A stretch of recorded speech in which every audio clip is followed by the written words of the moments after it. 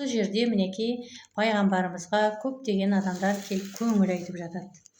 Келушілер тұяғы бүтін тұлпар жоқ, қанаты бүтін сұңқар жоқ, болған іске болаттай берік болыңыз.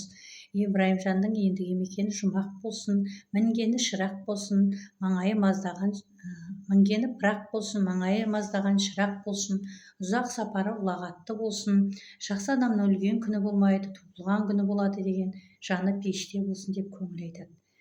Сол кезде пайғамбарымызды көкейі қарсы айырылып, өлімнің үлкен кішісі болмайды деген осы екен ғой, уа дариға-ай дейді. Мұхаммед пайғамбардың ең сенімді төрт серігі баланы арулайды. Ибраимның сүйегін Әбубәкір Сыдық ұстап, Омар жуды, Оспан құманмен су құйды, Әзіреті Әли үздіксіз иман айтып отырды. Көктен қисапсыз періштелер түсіп, жас баланың жаназасын шығарды.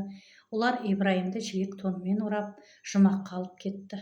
Осы қызмет үшін пайғамбар оларға разы болып, сендер менің үмбетімнің досы болыңдар, қияметте оларға шапағат етіп, сауаптарыңмен бөлісіңдер деп батасын береді.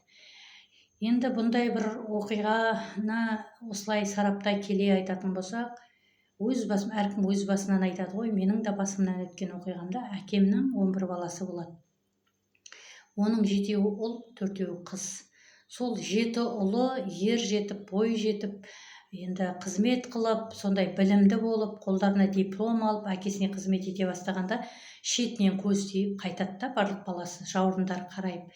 Әкем күңіреніп жатып алады. Содан кейін көп ұзамайды, ең соңғы баласы менен 3 жас үлкен ағамға айтқан кезде әкем мүлдем, аға деймін әкемді, мүлдем төсек тартып жатып, сонымен әкем бұл дүниеден озады. Қайғылы оқиға сондай.